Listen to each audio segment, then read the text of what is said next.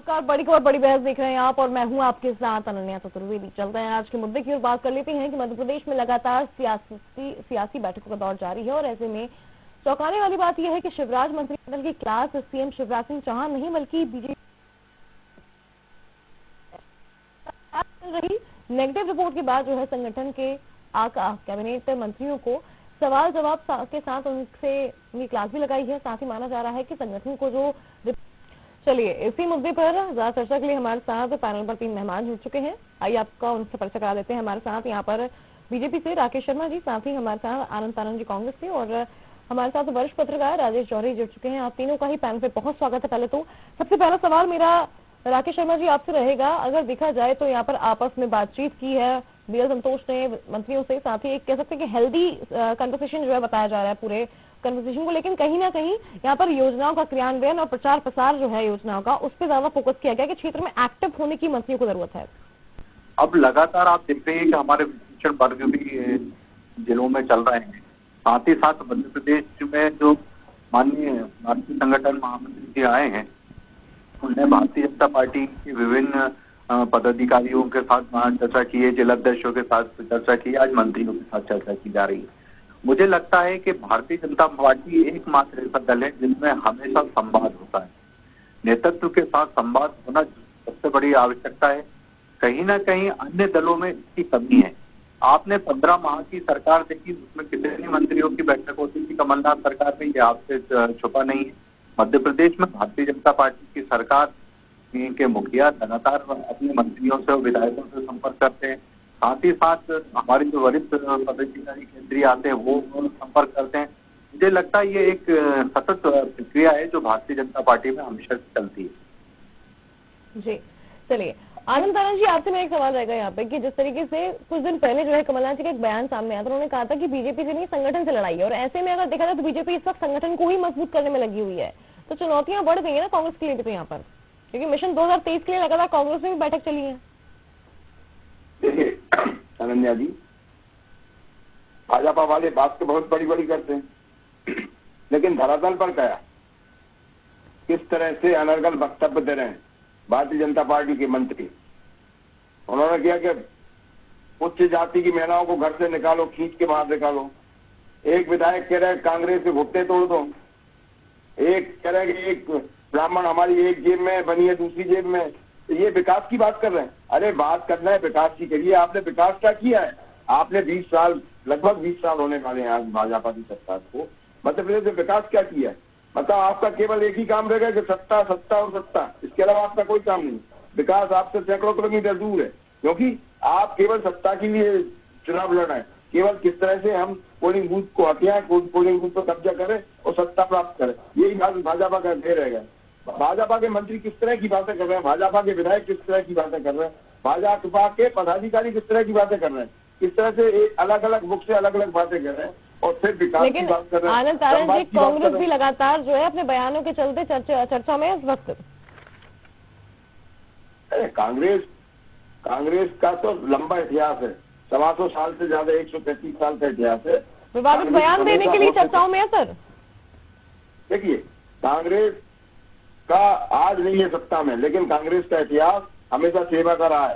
कांग्रेस सत्ता के लिए नहीं रहती, लेकिन भाजपा तो केवल चुनाव के मूड में रहती है हमेशा। विकास तो बहुत दूर है। आज किस तरह से हमारे प्रदेश के मुख्यमंत्री शिवराज सिंह चौहान की क्षेत्र की एक बेटी ने गुहार लगाई है मुख्यमंत्री से कि मेरे को बचाइए, मेरी जमीन पे लोग कब्जा कर रहे हैं, मेरे साथ बेइज्जती हो रही है, मेरी इज्जत लूटने का कोशिश कर रहे हैं, हम लोगों को मार पीट रहे हैं। ये सब आज के समाचार पत्रों में भी आया, पूरे सोशल मीडिया पे भी चल रहा है। तो है क्या कानून व्यवस्था? चारों ओर जंगल राज है। किस तरह की बातें करते हैं ये? अरे भाई, इनको अपनी संगठन बनाने चाहिए, संगठन सेवा के लिए बनाने चाहिए, ये केवल चुनाव मूड में ही बनाने चाहिए। इसके अलावा इनका कोई कर्तव्य नहीं। जो चार चरित्र चेहरे की बातें करते थे वो आज कहाँ बन गई है इनकी सब बातें?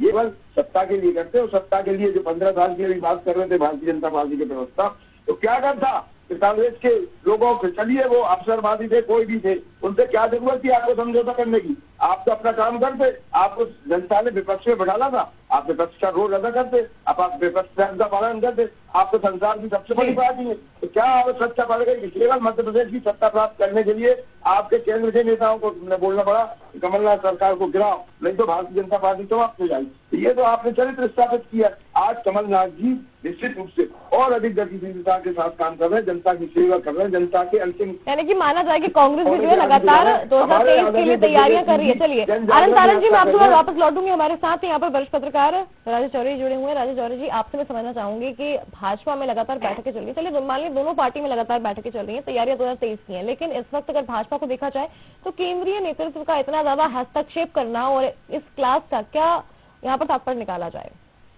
देखिए, जैसा पहले कुछ समय पहले आपने देखा होगा, जो सचिव इंचार्ज हैं मध्य प्रदेश के, उन्होंने कहा था 51% वोट शेयर का। तो 51% वोट शेयर कैसे आएगा? वो कोई आसान नहीं है। जहाँ पे वोटिंग ही 50% हो रही है तो उसमें 51% वोट शेयर कितना कैसे आएगा? तो उसी के लिए सारा का सारा जितने भी, चाहे वो आदिवासी हो, चाहे वो दूसरा एससी वर्ग हो, चाहे ओबीसी हो, इन सबको टारगेट करते हुए और हमारे ख्याल से समाज के हर वर्ग पे कैसे अपनी पैठ बनाई जाए, उसके लिए बीजेपी लगातार प्रयास कर रही है। दूसरी बात ये है कि चाहे विधायक हो या सांसद हो, ये इनसे जो फीडबैक लिया जा रहा है विधायकों से, तो और इनको जो अकाउंटेबिलिटी इनकी तय की जा रही है, तो वो इसलिए भी सही है क्योंकि ये लोग भले ही अकाउंटेबल पब्लिक के प्रति होते हैं, लेकिन अगर पार्टी इनसे लगातार पूछती है कि आपने क्या किया, तो कहीं ना कहीं वो अपने इलाके में जाएंगे, लोगों से मिलेंगे, लोगों के काम करेंगे। और जैसा भी आनंद तारण जी ने कहा कि एक बहन खड़ी हो गई कि मेरी जमीन पे कब्जा कर रहे हैं, तो इस तरह के केस बाहर आ ही नहीं पाएंगे। आने से पहले ही उनको वो सॉल्व करेंगे और लोगों का भला होगा। अल्टीमेटली भला पब्लिक का होगा, और पब्लिक का भला होगा तो पब्लिक पार्टी की तरफ झुकती है। अब जहां तक बात है कि 18 में जो एक बड़ा झटका लगा था तो बीजेपी को, तो वो वैसा झटका वो पंचायत चुनाव या फिर अभी नगरीय निकाय के चुनाव में नहीं लगने देना चाहते हैं। और बीजेपी के लिए लड़ाई ये है कि 2023 में कैसे बना रहा जाए, और कांग्रेस के लिए लड़ाई ये है कि कैसे वापस से पब्लिक की सपोर्ट मिले और फिर से उनकी सरकार एक बार बने। जहां तक एक बात सही है, अभी आनंद तारक जी ने कहा कि जो जुबान फिसलने के केस बीजेपी में ज्यादा हो रहे हैं, कांग्रेस में भी हो रहे हैं, ऐसा नहीं है, लेकिन बीजेपी में कंपैरेटिवली ज्यादा हो रहे हैं। ये चिंता की बात है। आप चाहे कितना ही केंद्र हस्तक्षेप कर ले, कम से कम जुबान के लिए आपको एक वो बनाना पड़ेगा कि भाई आपको ये शब्द अनपार्लियामेंट्री वर्ड्स नहीं बोलने हैं। बीच में कोई डिक्शनरी भी बनी थी कि ये वर्ड अनपार्लियामेंट्री हैं।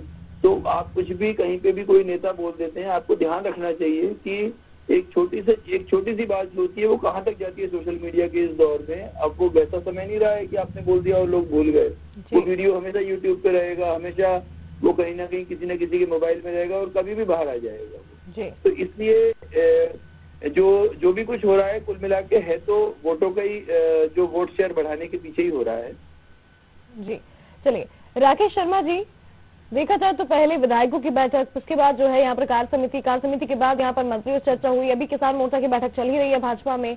ऐसे में क्या मंत्र मिल सकता है? ये जो क्लास का जो दौर चल रहा है लगातार, इसमें क्या मंत्र दे सकते हैं यहाँ पर केंद्रीय नेतृत्व यहाँ पर भाजपा को? देखिए मैडम, पहले तो मैं निवेदन करना चाहूंगा कि किसी तरह की क्लास नहीं चल रही। ये एक संवाद है जो भारतीय जनता पार्टी परिवार की तरह है, और उस परिवार में का मुखिया आया हुआ है और वो अपने परिवार के सदस्य के साथ संवाद कर रहा है। दूसरी बात, मेरा एक स्पष्ट रूप से कहना है कि कांग्रेस के विद्वान साथी जब चैनल पर बैठ के चिल्लाते हैं तो इस बात पे भी गौर करना चाहिए कि दिग्विजय सिंह जी अपने सांसद को टच माल कहते थे। उसके बाद दिग्विजय सिंह जी ने क्या माफी मांगी है? उसके बाद कमलनाथ ने एक विधायक पूर्व मंत्री को आइटम शब्द का उपयोग किया था। राहुल गांधी जी जो कांग्रेस पार्टी के सर्वोच्च नेता, उन्होंने कहा था कि कमलनाथ को माफी मांगना चाहिए, उसके बाद उन्होंने माफी नहीं मांगी। आज विशाल साहू जी वाले मामले में देखिए कि विशाल साहू जी ने 2 बार सामने आके सार्वजनिक रूप से माफी मांगी, अपने शब्दों को वापस लिया है, और उन्होंने ये स्पष्ट रूप से कहा कि ये मेरी इस तरह की कोई मंशा नहीं थी। उसके बाद भी उन्होंने माफी मांगी।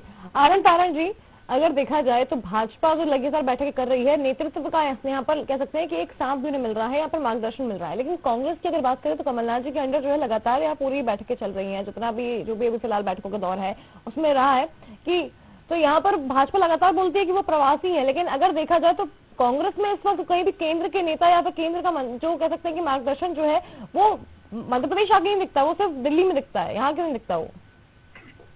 देखिए, अभी हमारे युवक कांग्रेस के राष्ट्रीय अध्यक्ष आए नहीं है, लगातार कोई ना कोई वरिष्ठ नेता भी आ रहा है, प्रभारी महामंत्री भी आ रहे हैं। अरे भाई विकास की बात करिए, विकास कहाँ है? आज आपने 2.5 लाख करोड़ से ज्यादा का कर्जा ले लिया।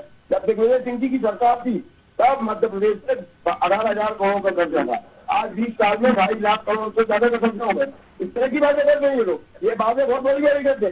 जनता की धरातल पे चले गया, कहाँ है विकास? विकास तो बहुत सीधे छूट गया। आज महंगाई चरम सीमा पर, इन्हें परवाह नहीं है, इन्हें परवाह है केवल संगठन की, हम चुनाव कैसे जीत सकते हैं, सत्ता को कैसे प्राप्त कर सकते हैं।